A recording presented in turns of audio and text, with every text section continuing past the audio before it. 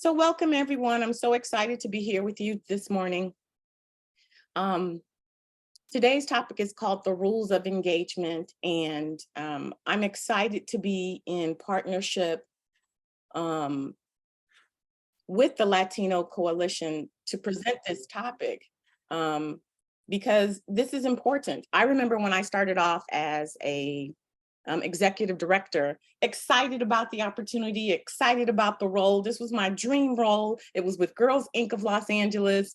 And I'm like, I'm going to rock this.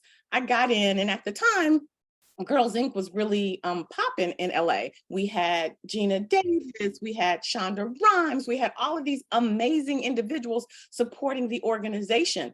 And then, their support like dwindled down, and we had fires and we had floods, and all of the companies that were supporting us stopped supporting us. And it wasn't because we weren't doing an amazing job, it was because they had other things to focus on.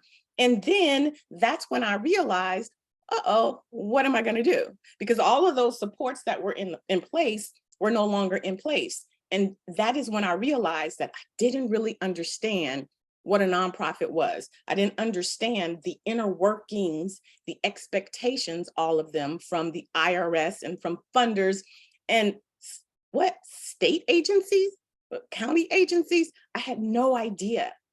So it's important that as nonprofit leaders, we understand all of the inner workings of a nonprofit, because when I moved into the space of a grant writer, I understood why that was important. So that is the premise behind this topic, and I'm excited to dive into the details behind it. So, setting the foundation for funding success. I just want to share with you that my focus is always in this entire series going to be about funding. And it's because you guys do the work. You do the work. Most of you guys don't even get paid. Most of you guys do it from your heart because you love your community. But I am of the belief that if I can strengthen the nonprofit executive director, the nonprofit leader, then we're going to have more long-term sustainability in our community because you guys are going to do the work. So I want to make sure that you have the funds in order for your organization to be around long after you're here. So what are we going to talk about? The IRS rules, the IRS rules and expectations, leadership and why it matters, and from a funder's perspective, the whole issue about program and indirect costs. So we're going to talk a little bit about that. Before we jump in, I'm just yip yapping. Some of you may not know who I am. I am Amber Wynn. I am a philanthropreneur. I fuse the passion and commitment of philanthropy with proven business practices for long-term sustainability. I've been an executive director, a board member. That number is wrong. In terms of grant writers, grant writing, I'm probably at about 6 million now. In terms of just basic funding, corporate sponsorships, campaigns, events, I'm about, 7 million. I've worked in every sector: nonprofit, government, academia, consulting. And today I'm coming to you from the perspective of an executive director. Most of my experience I'm going to share with you is going to be from the perspective of a funder, because as nonprofits, especially the small and medium ones, we don't tend to have access to funders. And that was the one thing that I felt like I could bring back to my community, having served as a program officer, those little insights that we have no idea, the reasons why they do what they do. So that's me. And today we're going to just jump in and talk about the rules of engagement. Before we get started, I have a question for you in the chat. What is the IRS's definition of the purpose of a nonprofit? What does the IRS say the purpose of a nonprofit is? Is it to improve the quality of life for others? Is it to benefit the public good? Is it to fill the gaps of government and for-profit sectors, or is it to serve as a guiding compass for the organization's employees, volunteers, donors, and other supporters? What do you think the IRS has defined the purpose of a nonprofit? If you just throw in the chat really quick.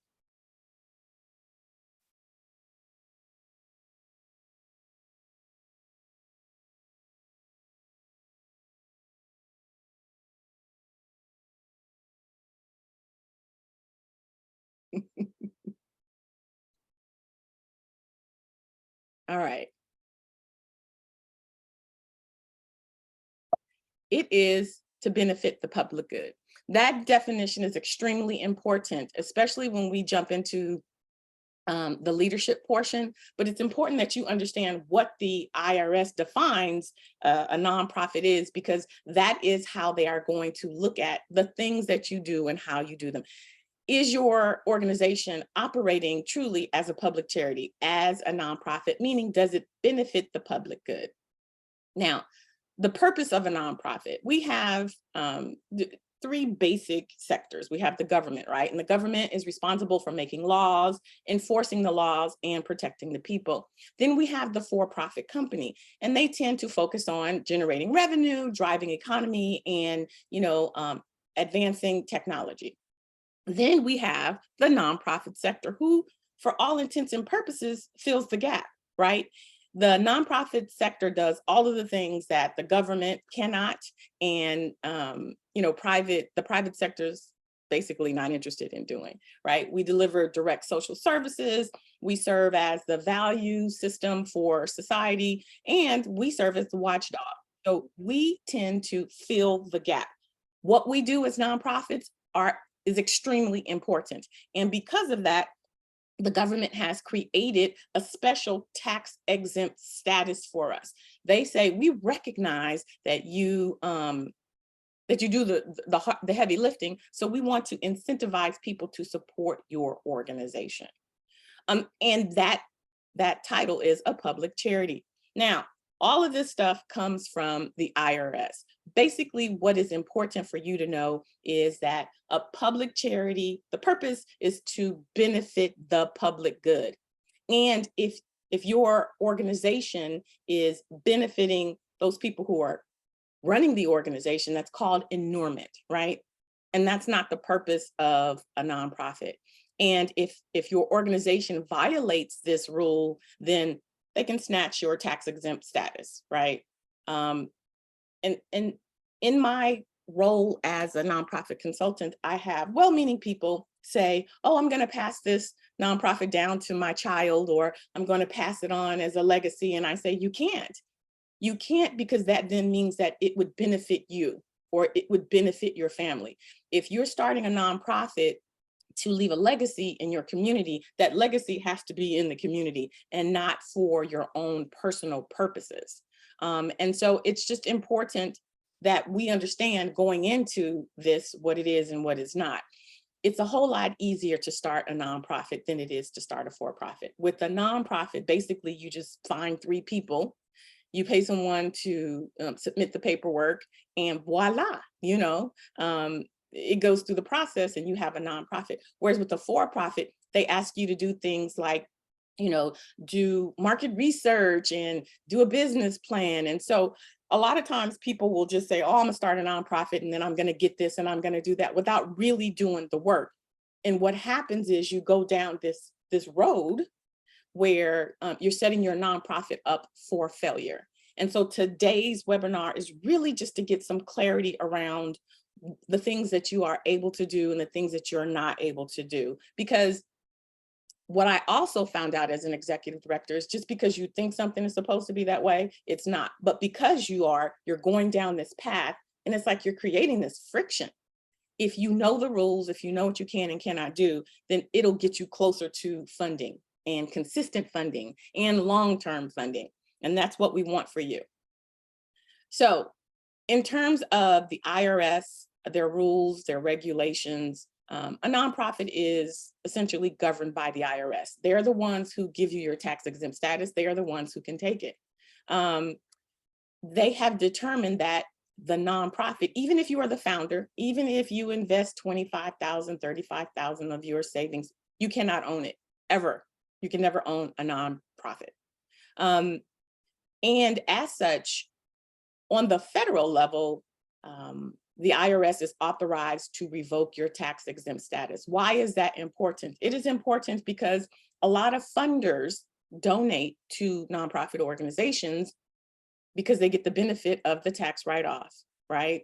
A lot of people donate to nonprofits because they get the benefit of the tax exempt status. The tax exempt status is a benefit that the IRS bestows upon a nonprofit if the activities that they do in the community benefit the public good. It's one of the reasons why, you know, why nonprofits are not authorized to lobby, because when you lobby, you take a side, and a public charity is supposed to be neutral and serve everyone. It's another reason why in a funder's guidelines, they will say, if you are a religious organization, then we will not fund you. If you are a fraternal organization, we will not fund you, because a funder also reports to the IRS, right? And so they are saying that they are giving money to public charities that serve the public good.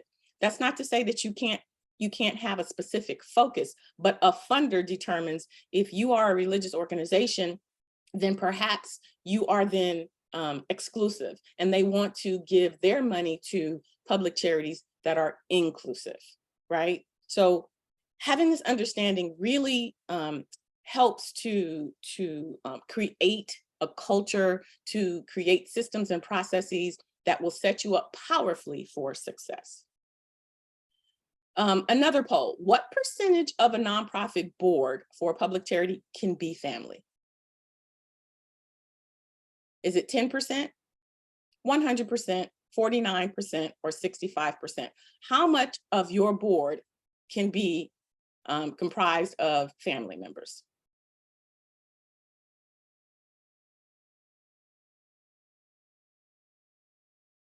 Okay, thank you, Erica, Shannon, Tanya. They all say 10%. I love that you guys think that way, but the reality is 49%.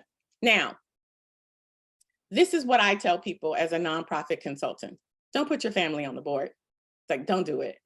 Just don't do it. Now, 99% of all startup nonprofits start with family members, friends, college roommates, cousins, the barista. Like, it just is what it is, right? We're not really sure what we're doing. The preparer will say, well, you need 3 people. You need a president, a secretary, and a treasurer. And you're like, Mom, can you sit on my board? And she's like, yeah, baby, I'll sit on your board, right? And there it is. There you have your 3 people. The reason why the IRS discourages, and this is one of the reasons why they ask you for your board rosters, because if it says Amber Wynn and Christopher Wynn and Noah Wynn, then they assume that it's a board made up of your family members. There is a distinct difference between a family foundation. Foundations typically give out the money, and they have different rules, right? Versus a public charity. Now, they don't want family members on the board because they feel like that there's going to be a lack of objectivity, right? The board is charged with making sure that the nonprofit is operated in an ethical manner. And if I'm on the board and my son is the executive director and a decision is being made, there's a higher likelihood that I'm going to say, well, we're just going to listen to Christopher. We're going to do what he's, and they don't want that.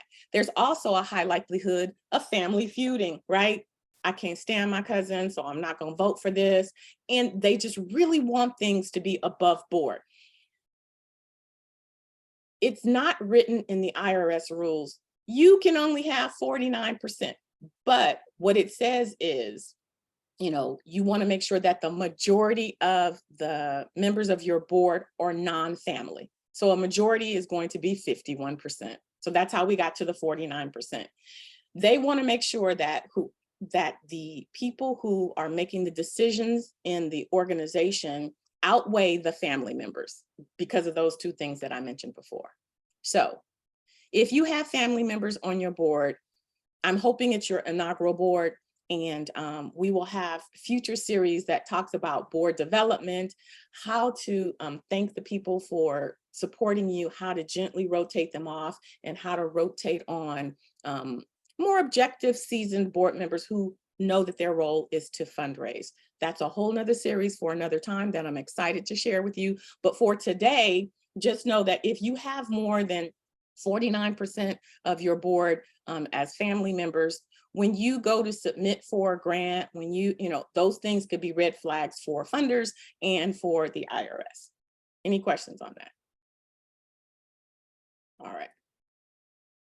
So in terms of the legal structure, the IRS has determined what the legal structure is for a nonprofit. I can't tell you how many times people come in and say, no, I'm doing this, I'm doing that. Understood. However, funders and the IRS understand that the legal structure of a nonprofit goes as such. The decision-making entity in a public charity is the board of directors. Now, what happens is amazing people recognizing that there is a gap in their community will start a nonprofit. That founder typically is the person with the vision and the passion, and they're moving the mission forward. And in that role, they typically are doing everything. So because they're doing everything, they feel like they are the decision makers. In an inaugural public charity, that tends to be the case. Why it is important for you to understand how the legal structure is because despite what may actually be going on in your nonprofit, funders, the IRS, the Secretary of State are going to be looking for clues that says, I understand how my public charity is supposed to be ran, and I'm going to run it as such. Let me explain a little bit further. So the board should be determining the vision and the direction of the organization. And then the staff is supposed to be implementing that vision, right? So the executive director reports to the board. The most powerful person in a nonprofit is the board president. The most powerful person in the nonprofit is the board president. Why? Because the board is responsible for hiring and firing the executive director, even if you're the founder. So if a decision is to be made, then the board has the final say so, because according to the IRS, the way the nonprofit has been structured is that the board is the decision-making entity of the nonprofit. It's important to understand that, because I have founders say to me, oh, my board is going to do whatever I say. That may very well be true. But if on paper, it appears as if the executive director is making the decisions, then that's a red flag for a funder. Do you understand what I'm saying? I say to my clients all the time, I understand that, boo. Listen, I get it. You started it, you funded it, you all of that. But on paper, it needs to appear as if you understand what a nonprofit is, and that you understand the legal structure of a 501c3. So this is where we get to the point where people will say, well, wait, if I started this nonprofit, the board can come in and fire me. Absolutely. If you're serving in the role of executive director and you're receiving payment, the board is authorized by the IRS to hire and fire the executive director. So it's important you understand that if you're starting a nonprofit. We will have a whole complete webinar on boards and executive directors and all of that stuff. But this is the legal structure of a public charity. Any questions on that? All right. So the board of directors. The board of directors, they govern the nonprofit. They're legally responsible for the ethical running of the organization. That goes back to the whole part about the family members being on the board, the ethical running of the organization, so much so that it is their fiduciary responsibility, meaning legally they are responsible for this organization. So I told you that I served as a board member. I will tell you, I will not sit on a board if the nonprofit does not have D&O insurance. D&O is directors and officers insurance. Directors and officers insurance is important for a board member because of this. Because the board is legally responsible for the decisions and the ethical running of the organization, if something should happen, then guess who gets sued? It is the board. So I need to make sure that your nonprofit has insurance to cover my personal assets, because I understand what a nonprofit is and what a nonprofit isn't. if you're asking me to take on this responsibility, this legal responsibility, then I need to know that you have my back. This is going to be important when you start to recruit board members. I have people say to me all the time, oh, I can't get any, seasoned board members. I can't get any high-powered board members. And I say, let me see your budget. And I quickly scroll and I don't see any D&O insurance. I said, well, that could be it. That's the first thing I do when people ask me to sit on their boards. I scroll through their budget and I say, well, there's no D&O insurance. You're never going to get a high-powered individual on your board without directors and officers insurance, because they know that all of the things that they've worked for may be in jeopardy because of one decision that they couldn't control, right? So the board of directors has the legal responsibility for the ethical running of the organization. The board is also responsible for hiring, being in partnership and supporting and firing the executive director. I don't want to eliminate the importance of the supporting part. It's supposed to be a partnership. The board is supposed to work really closely with the executive director to make sure that the organization runs the way that it's supposed to. A lot of times our founders shoulder all of the work of a nonprofit. And this is why I say it's important for you to have a strong board of directors, because it is their fiduciary responsibility to help you run this organization. But if you have friends and cousins and siblings and children on your board, they don't recognize that this is their responsibility. And as a result, you don't have the support that you need. So when we talk about understanding what a nonprofit is, what it isn't, when we talk about the roles of leadership, this is why it's important that you understand it. Because when you start recruiting for a nonprofit board, you will recruit people who understand what their role is, and they have the skills to step in and do what they need to do to support you as an executive director or a founder. So the board of directors is your leadership entity, right? They are responsible for all of the things that the IRS says that they are responsible for, which is really setting the vision for and funding your organization. And they have a lot of the power in the organization. So here's the other thing that is important when you are running an organization. Sometimes you may step into the role of executive director, not really understanding what happened prior to your arrival. Sometimes you may have started the organization yourself. It's important that you understand the two-step process of forming a nonprofit, because it has an impact on your funding. And once I understood how a nonprofit was formed, it changed the way that I did my grant writing. And when it changed the way I did my grant writing, then the money started rolling in, because I understood what a funder was looking for. Who can tell me what type of entity a nonprofit is? Is it a business? Is it a corporation? Is it a public charity? Anybody in the chat?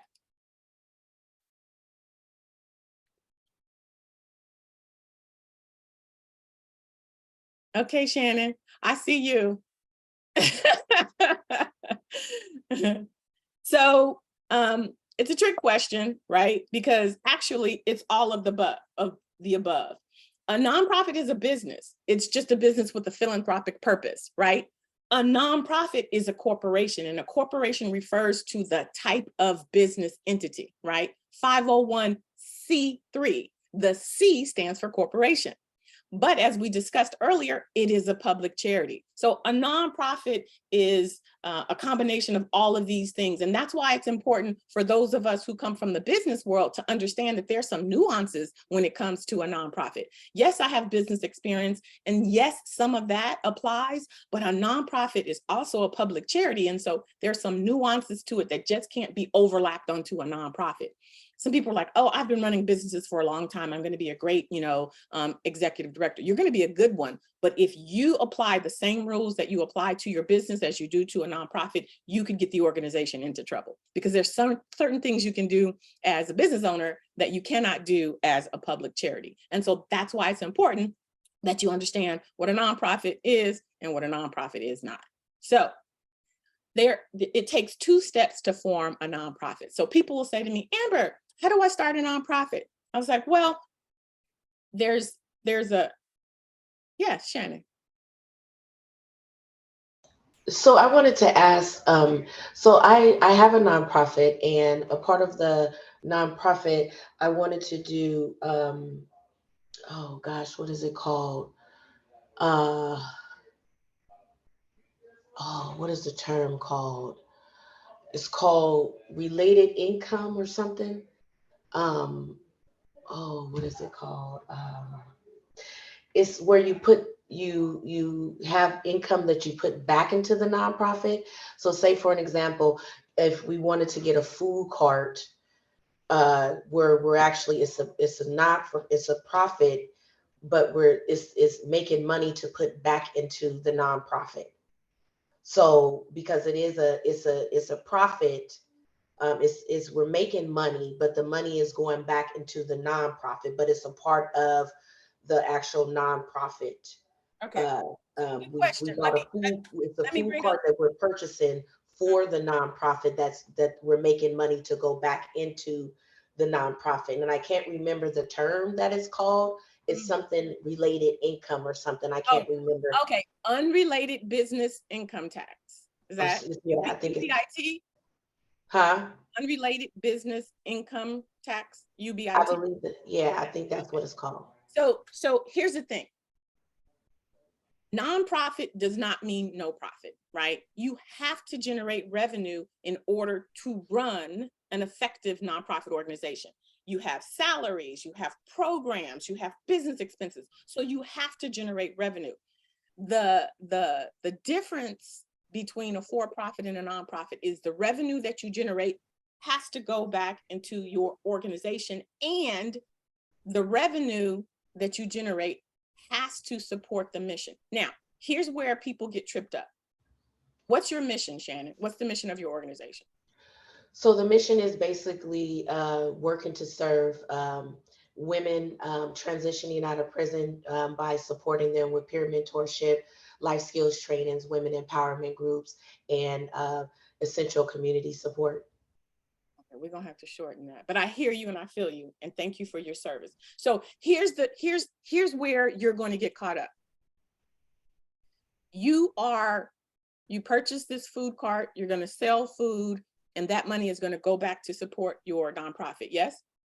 Yeah, but the reason for it is that we're utilizing it as a, it's kind of like a work source type of deal for the women that's coming out of prison, to kind of use as a customer service, to kind of, Okay. for job related Okay. types.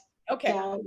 Then you'll be fine. So this is where people get caught up. They're like, well, we're selling t-shirts to support our nonprofit. That would be considered unrelated business income if your mission is, let's just say, if your mission is to transform the lives of teens through education, but you're selling swag, that doesn't support the mission, right? You Mhm. just having fundraising activities to Right. increase your organization, right? But in your instance, Shannon, if your mission is to equip, to give justice involved women a second chance by equipping them with the skills necessary to become entrepreneurs, you will not be taxed on that cart, because if they're running that cart, that is a part of your mission. You see what I'm Mhm. saying? So Mhm. for those of you who are saying, well, what are you talking about? The IRS doesn't have a specific amount. Accountants will typically say, don't go over 35%. For sure, don't go over 50% because that's a flag. But if in your mission, it's not determined that the type of revenue that you're doing, if it's not completely aligned, then it becomes unrelated business income. The thing that you do to generate money has to be completely in alignment with your mission. So it can't just be, oh, we're having corporate sponsors and it's going to go back into the organization. That doesn't count. If you're not teaching people how to be sales people and how to, increase those skills, then that's going to be considered unrelated business income. So Okay. to answer your question, if that is your mission, if your mission is to give workforce skills in order to better their lives or whatever, and you have them running the cart, then you should be okay. Okay. Yes. Thank you. So um, to form a nonprofit is a two-step process, right? So first of all, you have to become approved as a business entity at the state level. The second part is you have to be approved as a tax exempt entity at the federal level. This is really important because when you don't know what's going on in your organization, you're thinking your nonprofit is one thing when it's actually another. So let me explain. Secretary of State, you have to form your business. You say to, I'm in California. So I would say to California, I'm forming a business. What type of business are you forming, Amber? It's going to be a nonprofit, because I could form a business and then it's an LLC. I could form a business and it's a corporation. So the state needs to understand what type of business, because they want to know what type of tax am I going to pay, right? Step two, once you determine that you're going to be a nonprofit organization, then you say to the IRS, hey, I'm a nonprofit business. Now I need tax exempt status. I'm forming a public charity that is going to benefit the public good, and I don't want to pay taxes on the revenue because of this tax exempt status, right? Because we know that the donors receive the tax benefit. So,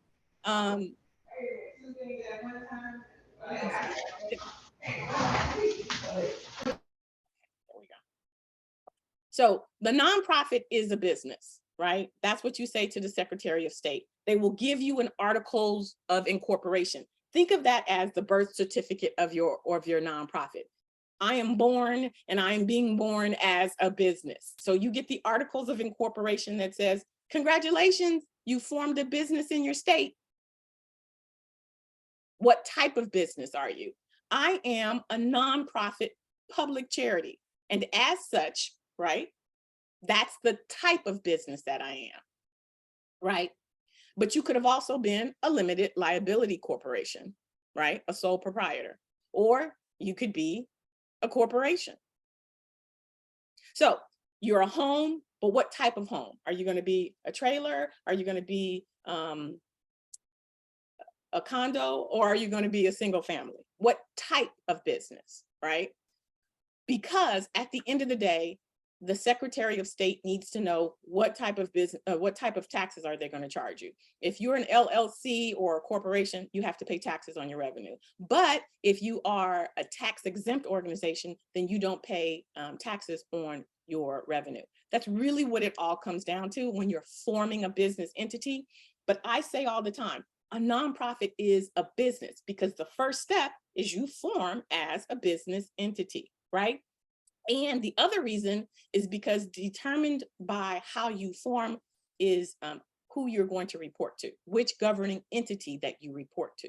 If you are a for-profit or a corporation, you know, that's different type of IRS interaction than a public charity. So it's important as a nonprofit leader that you understand that, right? That you understand that a nonprofit is a public charity, but it's also a business, because as a business, you still have to report to the state. A lot of people are not reporting to the state, and therefore they lose their tax exempt status at the state level. They don't report to the county that they're having fundraisers, and as a result, they get fined. So if you don't understand that there's a two-part process to forming your nonprofit charity, then you may not understand the compliance requirements that come along with that. A lot of people who come to me are like, oh my God, I didn't know that I could get my tax exempt status revoked from the state. I didn't know that the state had anything to do with it. I'm just thinking it's just my 990 and the IRS. I had one client come to me and say, why is the general attorney's office telling me they're getting ready to shut down my organization? I'm just fundraising. Yeah, you have to report that to the county because you are a business within the county. So when we talk about the foundation and funding, all of these things are important. They're important because if you don't file certain paperwork with certain entities on the federal, state, and county level, your local level, you can get your tax exempt status revoked. And if your tax exempt status is revoked, that's a whole nother headache. You got to go through paying the fines and all of that kind of stuff. So it's important that you understand the rules of engagement so that you set yourself up powerfully for success. You don't want to have to go back and refile and pay the fines. That's money that could be going into your programs, that could be going into salaries. So, but if you're unaware of that, then you're going to get caught up, and we don't want that. We just don't want that. And I've seen it so often that I said to Richard, hey, it's important that, we understand what the rules are so that we can abide by them, so that we can do what we do best, which is to serve our community. So step one, once you get your articles of incorporation, that is when you become a business entity. So the first thing you become is a business entity, right? And that's when the state says, okay, great, you're a business entity. Now we know that this is how we are going to tax you. Either we are or we're not. We've given you your birth certificate, which is your articles of incorporation that says you are officially a business in whatever state you're in, right? Every business, it doesn't matter what type of you are, if you're an LLC, if you're a corporation, or if you're a public charity, every business reports to the state, because the state has to generate taxes, and they need to know what type of business that you are. That's why every 2 years, you have to file a statement of information to your state, because if you're no longer tax exempt, they're going to start taxing you, right? So it's just important that you understand that. And based on your business structure is who you're going to report to in terms of the agencies. So it's important as a nonprofit leader that you understand that, because there are certain compliance requirements that come with the formation of your organization. A nonprofit is a public charity corporation. That 501c3 is the corporation part. So that's why when people say, well, you said that a nonprofit is a business. Oh, it's a business. It's a corporation. It's a corporation that functions as a public charity.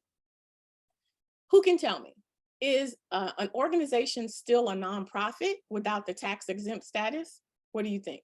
Yes or no? Oh, Letitia, I missed your question. Can you hear me now? I can hear you now. What was your question? Sorry. I was looking the whole meeting like, where do I raise my hand? Excuse me, I'm a little hoarse. But my question is to you, are there any specifics? You kind of covered a little bit of my gray area questions, but my question is, what is the best formation in the beginning of an establishing nonprofit, where we still need to go through the whole process with launching and building the board, but we're still participating in partnerships with other nonprofits that are already established, but we're just launching and getting our contacts and partnerships in order. Like, what is the best structure, kind of like, because our nonprofit, it surfaces around all the areas that needs to be addressed in people of color,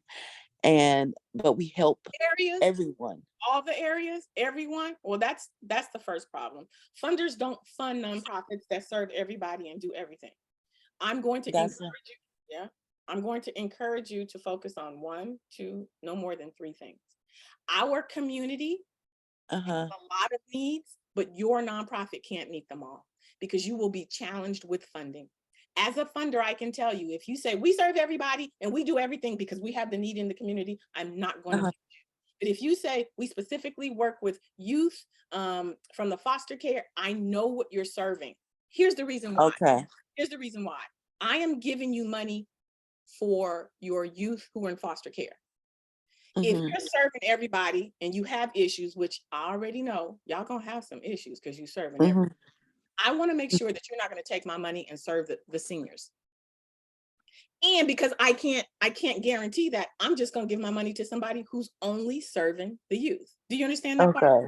Yeah. I understand that. But is there any categories that don't mix. Like, for example, if we wanted to participate in reentry services for people of color and the foster care and education, are those like things that don't mix that will be a red flag for not receiving funding? You see, am I asking the right question to make sense? So what the red flag would be is that you're doing all of these things that are separate. If you're focusing on reentry, what you would do is say your program focuses on, let's just say you're focusing on women. It focuses on women, right? But Uh-huh. in order for them to properly get acclimated into society, they need to bring up their educational attainment. So you're going to have an education program. If they need workforce training, so that can be a part of your program. That's not the issue. It's just making sure that the focus is on that person. Now, Okay. you may say, well, our people have been just as involved, and so they need parenting classes. And so that's how you bring in the child, right? You're going to service the child, but not really. You're still focusing on the parent by giving them parenting classes. But as a result, you've got to make sure that the child is okay. But all of the focus has to be on that target audience, and not, we got to help the child and we have to help the husband and the focus has to be on that one target audience. Okay, that makes sense. Thank you so much. Now, I hope you know that this is making me gonna have to be in your email. Like, I need some one-on-one. Amber@amberwin.net. Okay. Okay. All right. So, Thank you, Amber. I appreciate you. you're welcome. So is an organization still a nonprofit without a tax exempt status? The answer is it's still a nonprofit. Remember, when you formed as a nonprofit at the state level. That was the first thing they asked you. Well, how are you going to function? I'm going to function as a nonprofit. When a nonprofit loses its tax exempt status, it's still a nonprofit because that's how you formed. The difference is you no longer have that designation as tax exempt. What does that mean? The bottom line, now you can be taxed. You still have to operate serving the public good. You just don't have that special designation where your donors will get the tax write-off. Does that make sense? So you're still a nonprofit. You just don't have that tax exempt status, and the people who would typically donate to you may not, because they don't get the tax write-off. But you're still a nonprofit because that first step was you forming as a nonprofit. Now, I'm just gonna let y'all know, it took me a long time to get this down pat. But once I got it down pat, I understood why it's so important to keep that tax exempt status. And it was important for me to understand all of the things that could put me in a position to where I lost it, because I don't want to lose it. Okay. So I just want you to know you're still a nonprofit. People can say, oh, well, you don't have your tax exempt. No, but you're still a nonprofit. You just don't have the benefit of the tax write-off, which is really huge. All right, so let's just look really quickly at what that means, right? So as a nonprofit, you register at the state level as a public charity, right? That means that your organization is mission driven, but it's still a business entity. You will get charged taxes on the revenue that's earned, and you're reporting to the state franchise board, right? Their rules and regulations. Tax exempt is on the federal level. The IRS is a federal agency, right? And they're saying that, okay, if you're tax exempt, you're a public charity, and what you do must benefit the public good. They will give you the tax exempt status incentive to help generate revenue, right? And you are governed by the IRS. So you can always be a nonprofit. You will always be a nonprofit if that's what you formed as. The tax exempt status is an incentive. It's a benefit, and it's a benefit that can be lost if you don't file the proper paperwork to the proper authorizing agencies. All right, step 2, once it's approved, then the IRS will give you the tax exempt status saying, hey, you're good to go. People can write this off, right? You're 501c3 tax exempt. So people can say, I'm a nonprofit, and that's completely true. But are you a 501c3 tax exempt organization? We talked a little bit about that, right? The reason why you're exempt is because whatever your mission is, then that's what the revenue that you're generating for is, to support the mission. Step 2.1. You can have fiscal sponsorship.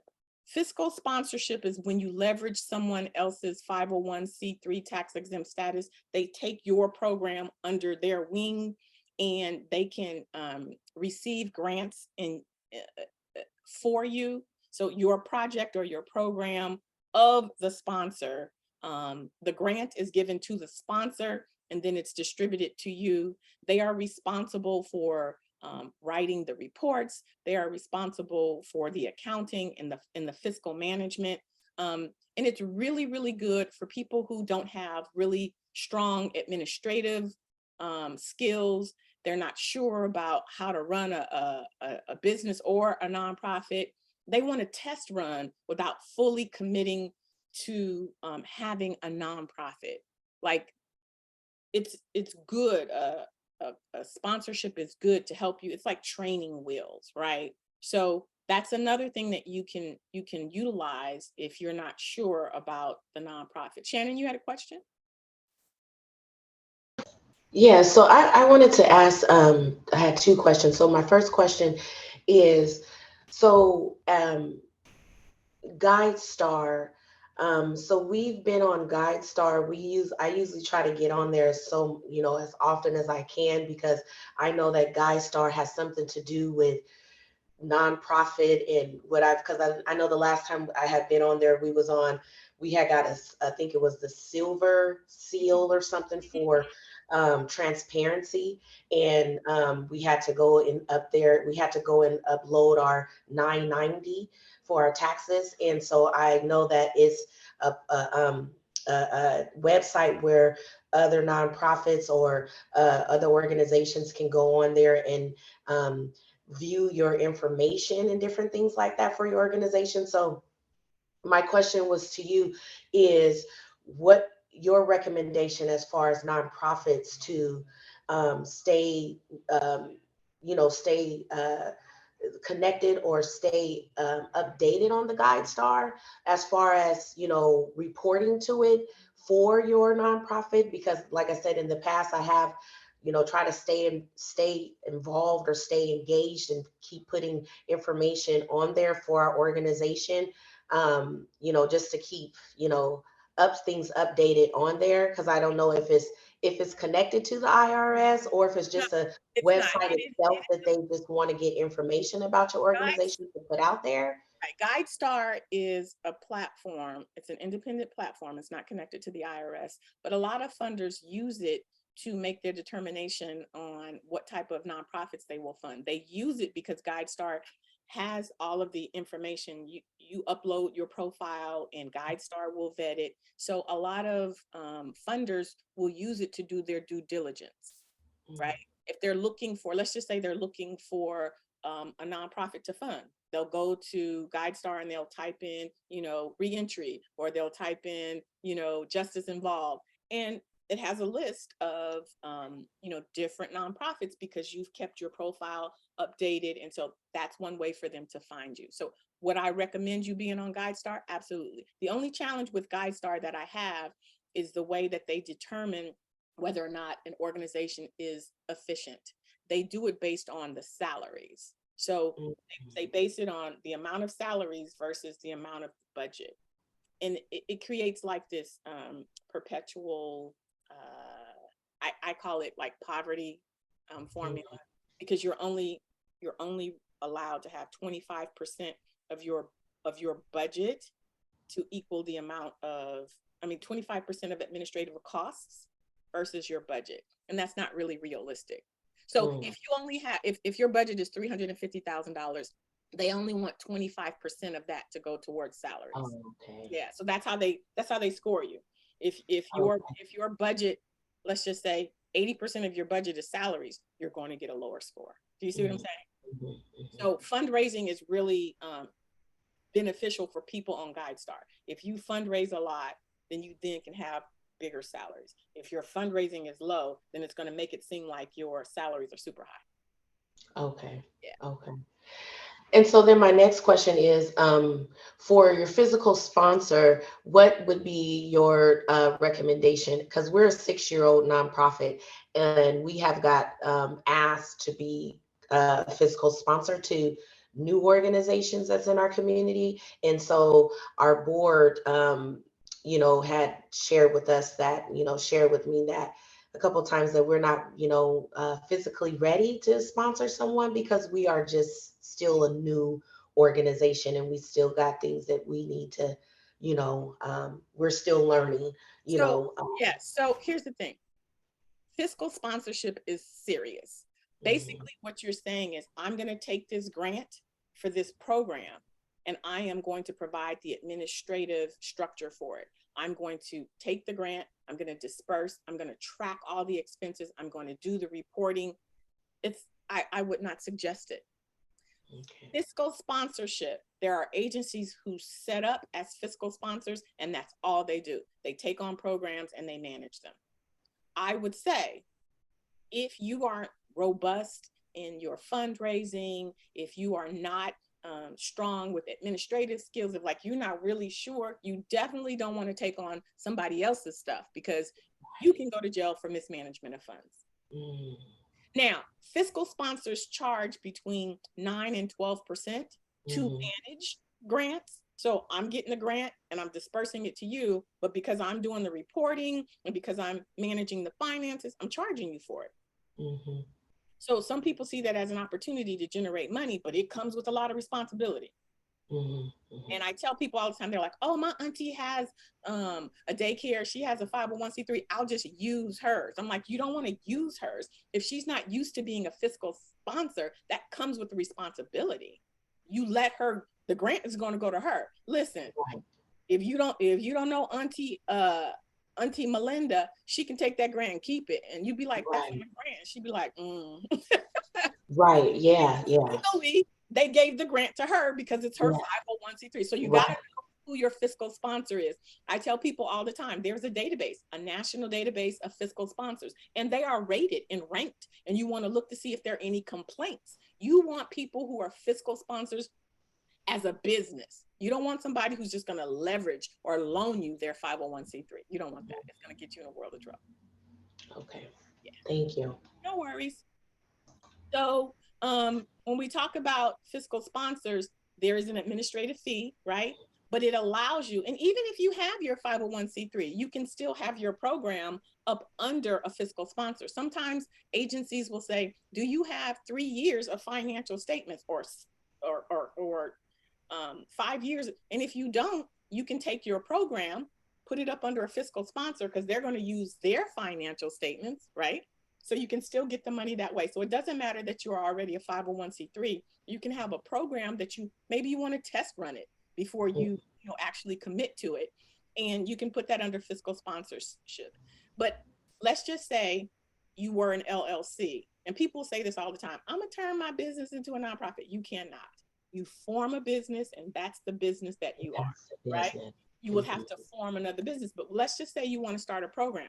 Let's just say you teach people workforce skills and you're like, but I want to, I want to do something in the community. You can start a program, keep your LLC, make your money, right? But have this program under fiscal sponsorship so that you can get grants for it. So that way you can mhm. maintain your business structure. You get to have this program that is fiscally Another sponsored fiscal without agent. starting a whole Yes. nonprofit. So Oh, yeah, so you can find ways to yeah. maneuver around it without, because it's a lot to run a nonprofit. Yes, it Yes, is. it It is. is. What's also important about a nonprofit is understanding that everything has meaning and consequences. Titles. People will say, I'm the president and CEO, or I'm the president and executive director. As you saw with the structure before, that's a red flag because if the board of directors hires and fires the executive director, if you are the president and the executive director, will you fire yourself? So that's a red flag. Titles are important. Structure, as we said before, as the executive director, you report to the board. So if on your organizational, your org chart, it's looking wonky where, you're over the board, that's a red flag. So I'm sharing you these things because sometimes it's little bitty things that will prevent you from getting grants. Because as a funder, I'm looking at your structure, I'm looking at your titles, I'm looking at how you use your funds. When we ask for your budget, we can tell how you use your funds. And if it's off, listen, there are always more applicants than there is money. So if yours look wonky, I'm not going to do a deep dive. I'm not going to call you up and get to know you. I'm just going to put you in a no pile, right?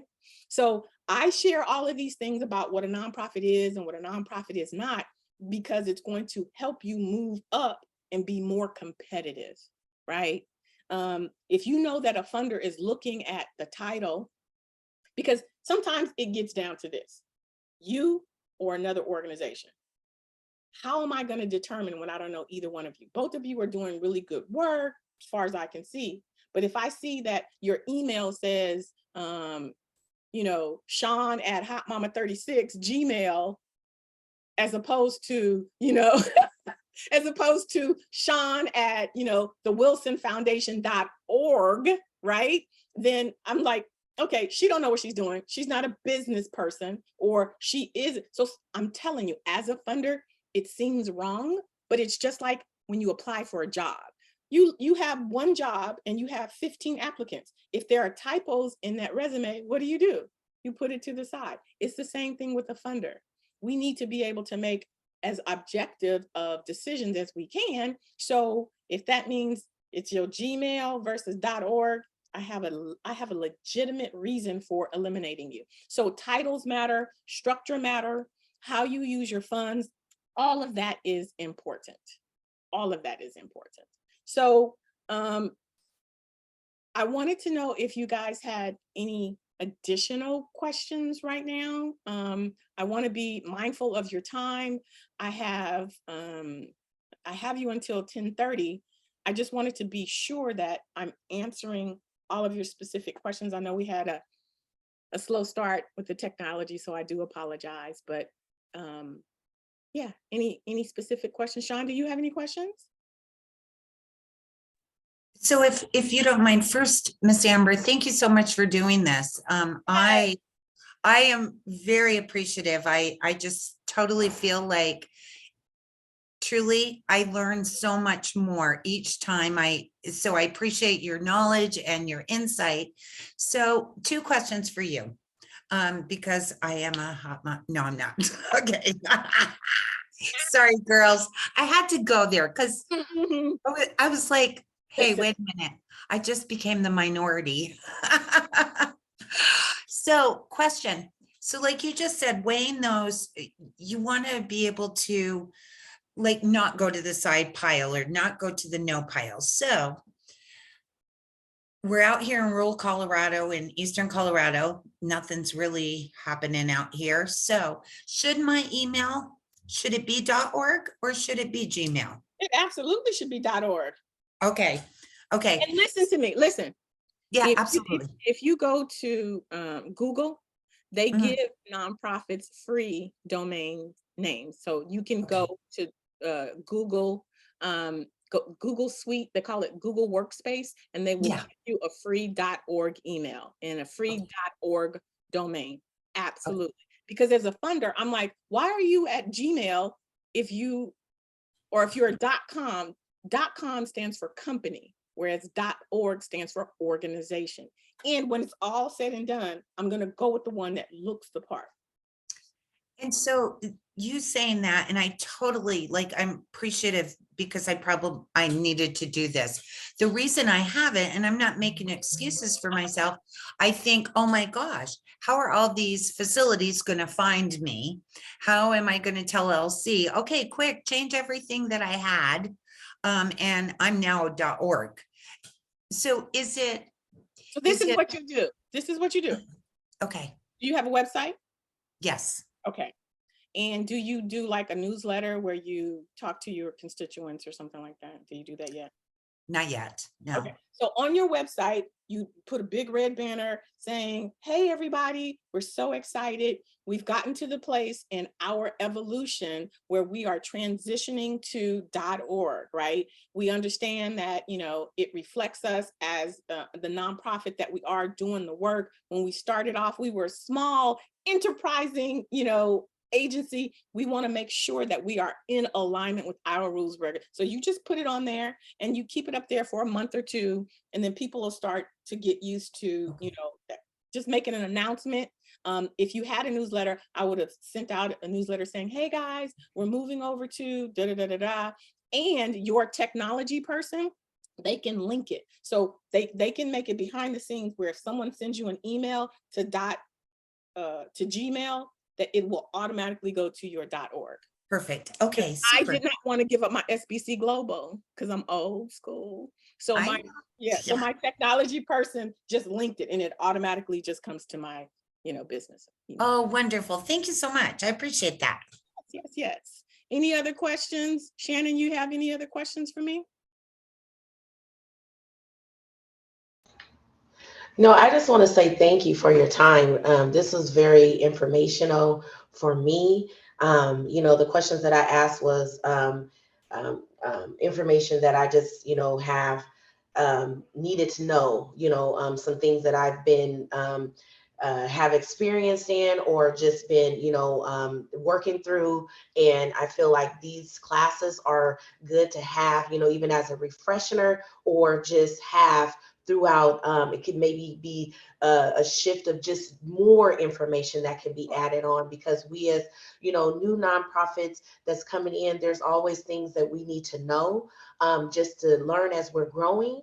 And this is, like I said, this has been I had my other staff on, but then as you were getting into it, I said, well, this is not something they need to be listening to. It's just me need to hear this, right? So I had them go ahead and step down, but we are I set thought up people were for. just like, oh, I don't like this. Let me just click off. No, I told them, I said, you guys can get off of this. This is just for me here, right? This training is just for me. We have some other trainings that they'll be part of, but I really appreciated this because, like I said, it's always good to learn new things or just hear what you have curious of wanting to know, and then just get that confirmation of, okay, I'm on the right track, or yes, that was just a cue for me to know not to do, or just somebody that is already have knowledge of, that just sent that little bird to say, okay, you don't, hey, you're good, keep going, or so yeah. One of the reasons why I really enjoy my partnership with the Latino Coalition is because they want you guys to have access to the information to strengthen your nonprofit organizations. Now, the members of the coalition are all at different levels, right? Mm-hmm. But that doesn't mean that because you've been in existence for 9 years that you know all the knowledge. It means Right. that you got grit. It means that you hump it. It means that you're not giving up. But the more knowledge that you have strengthens you as a leader. Like, I know for me as an executive director, when I was like, what do you mean I have to report to the state of California? I thought it was just the IRS. But that knowledge made me a stronger leader because you don't know what you don't know. And when you know it, just little simple things like, I had this one woman argue with me. Why does a .org matter? I'm out here doing the work and da da da da da. I mean, she was so angry with me. And I said, I understand, beloved. But at the end of the day, do you want the money or do you want to be right? You know what I mean? And if something as simple as a .org that you can get for free, that you can, now, Sean, I understand people know you as a .com. So you may be concerned, right? But if the longevity of your organization may be determined by that one small thing, why would you not change it? But here's the thing, if you don't know it, I had one lady, she was like, I can't get a grant to save my life. I can't get a grant to save my life. I was like, let me see your budget. I'm like, well, but she didn't know. She didn't know that a funder will look at your budget to determine what your priorities are. In her mission, she said that she was progressive, but she was paying her staff like less than minimum wage. I said, well, that's incongruent. If you are progressive, you are supposed to be setting the standard of paying a living wage. You're not even, she's like, well, I can't afford it. I was like, understandable. Take progressive out of your mission because you are not progressive. Little things like that, that people don't realize funders are looking for. I don't know you. I've got to figure out, do you have integrity? And I get it from these little cues, little things that you don't even think about, because you got your sleeves rolled up and you're doing the work. You're like, I don't have time for no website. I don't have time for no, but that's all we have as funders to judge you. And I say the word because that's what funders do. They judge you, and they judge you by your outward facing information that you're giving. And so these webinars, there's going to be quite a few more. You guys saw them, are designed to help remove some of those red flags that are easy to remove, and then to make you think about, oh, how can I go deeper to become a stronger leader, but to move my organization forward. Sometimes they're easy fixes, but you don't know what you don't know. So we just want to make sure that you understand from a funder's perspective, what's going to position you better to be successful. It's about that long-term sustainability for me. I grew up in Watts, California, and we would have nonprofits come in. They're there for a year, then they leave. Come in, there for you. You're like, what's going on? And it's because they don't understand the funding cycle. They're here, they run out of money, and so that means that there's not continuity in the services in the community. And I want to make sure that you guys have, especially in the rural areas where they don't have access to a lot of, resources. And then of course, in our community where we have so many disparities, like the need is so big, like at both sides of the dichotomy, you guys are needed. So my job is to make sure that you are supported so that you have the knowledge, the skills, and the resources to do what you do. Yep. So that's all I got. I am so sorry about the glitch in the beginning. I'm going to have my tech person do a test run to make sure that it's good for the future ones. I hope to see you guys on future webinars. I'm excited to connect with you guys at this level. Well, and I was just going to tell Miss Shannon, we can just be the teacher's pet. And then I wasn't going to say it because we're being recorded, but you know what? I am too old. I'm going to say what I'm going to say. So all y'all that left early, shame on you, because we got individual training. And it's Yes. amazing. I love it. Hi, Edith. Too late for Edith. Hello, How are you? I'm good. Is it over? Yes. Oh, okay. They start at Uh, 9, they start at 9 and they end at 10:30. So we're just doing the Q&A session right now. Do you have any questions for me? I still have 10 minutes. no, I just joined. I just seen, yeah. Yeah. Okay, Um, so I am recording it though. I am recording it, so you'll be able to, check it out later. But okay, yeah, perfect. the That'll rest be of them, they wonderful. start at 9 and then they end at 10:30, and they happen on Thursdays. So Okay, yeah, I just signed up. I just seen the email and I just signed up really quick. But yeah, I mean, if you send over that recording, I'll review it. That's some good stuff, right, Shannon? Right, Sean? That's some Most good. Yeah, definitely. You're I'm gonna, trying. yes. I'm trying to find my email. I said it's about participants or engagement or something. Say it again. I'm trying to find my email right. Okay. It's because I just signed up right now, but it's regarding. Let me This see. is the rules of engagement. That's the name of this one. Yes, the rules of Yes, engagement. the There you rules of go. Yes. engagement.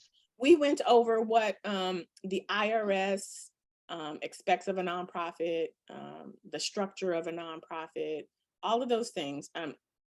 Yeah, so you'll be able to see it on the replay. Okay.